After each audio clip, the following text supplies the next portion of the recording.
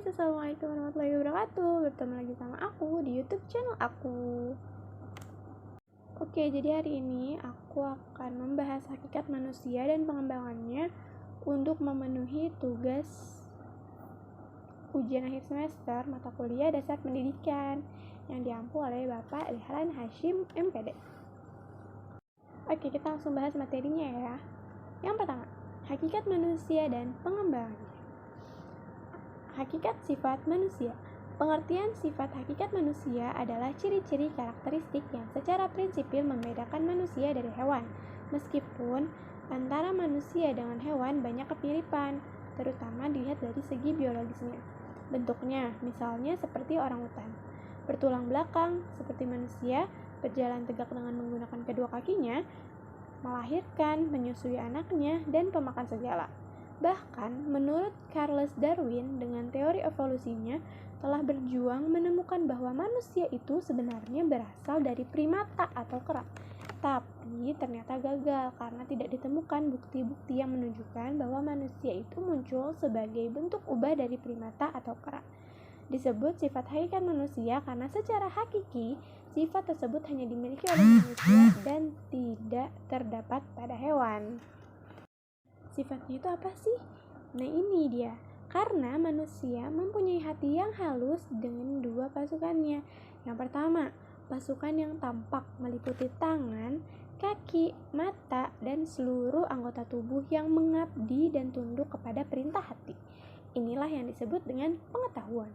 Yang kedua, pasukan yang mempunyai dasar yang lebih halus seperti syaraf dan otak. Inilah yang disebut dengan kemauan. Pengetahuan dan kemauan inilah yang membedakan antara manusia dengan binatang. Ini adalah wujud hakikat sifat manusia. Wujud hakikat dari sifat manusia yang tidak dimiliki oleh hewan yang dikemukakan oleh paham eksistensialisme dengan maksud menjadi memasukkan dalam membenahi konsep pendidikan terdiri dari beberapa hal, yaitu yang pertama, kemampuan menyadari diri. Yang kedua, kemampuan bereksistensi. Yang ketiga, kata hati atau conscience of man. Yang keempat, moral. Yang kelima, bertanggung jawab. Yang keenam, rasa kebebasan. Yang ketujuh, kewajiban dan hak. Yang kedelapan adalah kemampuan menghayati kebahagiaan. Pertama, kemampuan menyadari diri. Berkat adanya kemampuan menyadari diri yang dimiliki oleh manusia, maka manusia menyadari bahwa dirinya memiliki ciri khas atau karakteristik diri. Hal ini menyebabkan manusia dapat membedakan dirinya dan membuat jarak dengan orang lain dan lingkungan dari sekitarnya. Kemampuan membuat jarak dengan lingkungannya berarah ganda, yaitu ke arah luar dan ke arah dalam. Di dalam proses pendidikan, kecenderungan dua arah tersebut perlu dikembangkan secara seimbang. Pengembangan ke arah luar merupakan pembinaan aspek sosialitas, sedangkan pengembangan ke arah dalam berarti pembinaan aspek individualitas manusia. Lagi, manusia dikaruniai kemampuan membuat jarak atau distansi diri dengan dirinya sendiri, sehingga manusia dapat melihat kelebihan yang dimiliki serta kekurangan-kekurangan yang terdapat pada dirinya sendiri. Kemampuan memahami potensi-potensi dirinya seperti inilah makanya peserta didik itu harus mendapat pendidikan dan perhatian yang serius dari semua pendidik supaya dapat menumbuh kembangkan kemampuan mengeluarkan potensi-potensi yang ada pada dirinya. Yang kedua, kemampuan bereksistensi. Kemampuan bereksistensi adalah kemampuan manusia menempatkan diri dan dapat menembus atau menerobos serta mengatasi batas-batas yang membelenggu dirinya, sehingga manusia tidak terbelenggu lagi oleh tempat dan terbelenggu lagi oleh waktu. Dengan demikian, manusia dapat menembus ke sana dan ke masa depan. Kemampuan bereksistensi ini perlu dibina melalui pendidikan. Peserta didik diajar agar belajar dari pengalamannya, mengantisipasi keadaan dan peristiwa, belajar melihat prospek masa depan dari sesuatu, serta mengembangkan imajinasi kreatifnya sejak masa kanak-kanak. Lagi, manusia dikaruniai kemampuan membuat jarak atau distansi diri dengan dirinya sendiri, sehingga manusia dapat melihat kelebihan yang dimiliki serta kekurangan-kekurangan yang terdapat pada dirinya sendiri. Kemampuan memahami potensi-potensi dirinya seperti inilah Makanya peserta didik itu harus mendapat pendidikan dan perhatian yang serius dari semua pendidik supaya dapat menumbuh kembangkan kemampuan mengeluarkan potensi-potensi yang ada pada dirinya. Yang kedua, kemampuan bereksistensi. Kemampuan bereksistensi adalah kemampuan manusia menempatkan diri dan dapat menembus atau menerobos serta mengatasi batas-batas yang membelenggu dirinya, sehingga manusia tidak terbelenggu lagi oleh tempat dan terbelenggu lagi oleh waktu. Dengan demikian, manusia dapat menembus ke sana dan ke masa depan. Kemampuan bereksistensi ini perlu dibina melalui pendidikan. Peserta didik diajar agar belajar dari pengalamannya, mengantisipasi keadaan dan peristiwa, belajar melihat prospek masa depan dari sesuatu, serta mengembangkan imajinasi kreatifnya sejak masa kanak-kanak. Selanjutnya adalah kata hati atau conscience of man. Kata hati juga sering disebut dengan istilah hati nurani, lubuk hati, suara hati, pelita hati, dan sebagainya. Kata hati adalah kemampuan membuat keputusan tentang yang baik atau buruk, dan yang benar atau salah bagi manusia sebagai manusia. Dalam kaitannya dengan moral atau perbuatan, kata hati merupakan petunjuk bagi moral atau perbuatan. Untuk melihat alternatif mana yang terbaik perlu didukung oleh kecerdasan akal budi. Orang yang memiliki kecerdasan akal budi disebut tajam kata hatinya. Kata hati yang tumpul, agar menjadi kata hati yang tajam harus ada usaha melalui pendidikan. Kata hati yaitu dengan melatih akal kecerdasan dan kepekaan emosi.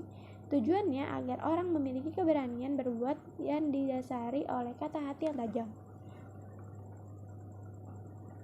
sehingga mampu menganalisis serta membedakan mana yang baik atau mana yang benar dan yang buruk atau salah bagi manusia sebagai manusia.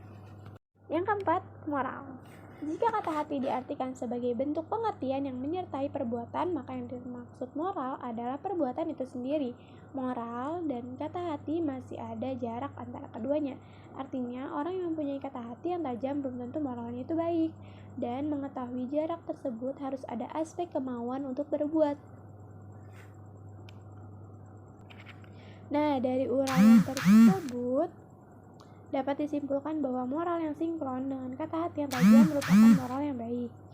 Sebaliknya, perbuatan yang tidak sinkron dengan kata hatinya merupakan moral yang buruk atau rendah. Etika berbeda atau etiket. Moral atau etika menunjuk pada perbuatan baik atau benar atau yang salah, yang berkeperimanusiaan atau yang jahat. Sementara etiket hanya berhubungan dengan sopan santun. Pendidikan bermaksud menumbuh kembangkan etiket atau kesopan santunan dan etika, keberanian, kemauan atau bertindak yang baik harus pada peserta didik. Bertanggung jawab. Sifat tanggung jawab adalah kesediaan untuk menanggung segenap akibat dari perbuatan yang menuntut jawab yang telah dilakukannya. Wujud bertanggung jawab bermacam-macam. Ada bertanggung jawab pada dirinya sendiri atau kata hati. Banyak tuntutannya adalah penyesalan yang mendalam, tanggung jawab kepada masyarakat atau norma sosial. Bentuk tuntutannya adalah sanksi-sanksi sosial seperti cemoohan masyarakat, hukuman penjara, dan lain-lain. Tanggung jawab kepada Tuhan atau norma agama. Bentuk runtutannya adalah perasaan berdosa dan terkutuk. Dengan demikian, ada hubungan yang erat antara kata hati, moral, dan tanggung jawab. Kata hati memberikan pedoman, moral melakukan, dan tanggung jawab merupakan kesediaan menerima konsekuensi dari perbuatan. Yang keenam adalah rasa kebebasan. Rasa kebebasan adalah tidak merasa terikat oleh sesuatu tetapi sesuai dengan tuntutan kodrat manusia. Artinya, bebas berbuat apa saja sepanjang tidak bertentangan dengan tuntutan kodrat manusia. Jadi, kebebasan atau kemerdekaan dalam arti yang sebenarnya memang berlangsung dalam keterikatan.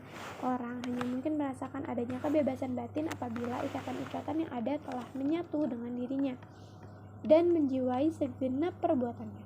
Implikasi pedagosisnya adalah mengusahakan agar peserta didik dibiasakan menginternalisasikan nilai-nilai, aturan-aturan yang ada di dalam dirinya sehingga dirasakan sebagai pemiliknya.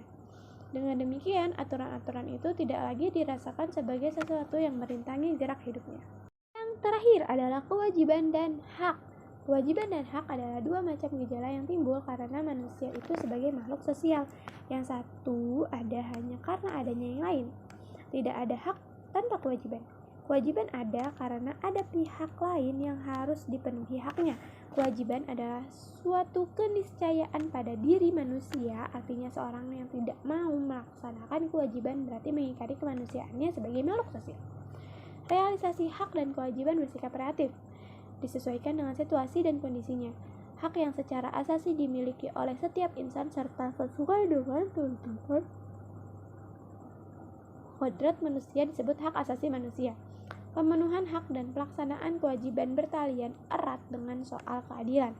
Hak asasi manusia harus diartikan sebagai cita-cita, aspirasi-aspirasi, atau harapan-harapan yang berfungsi untuk memberi arah pada segenap usaha menciptakan keadilan.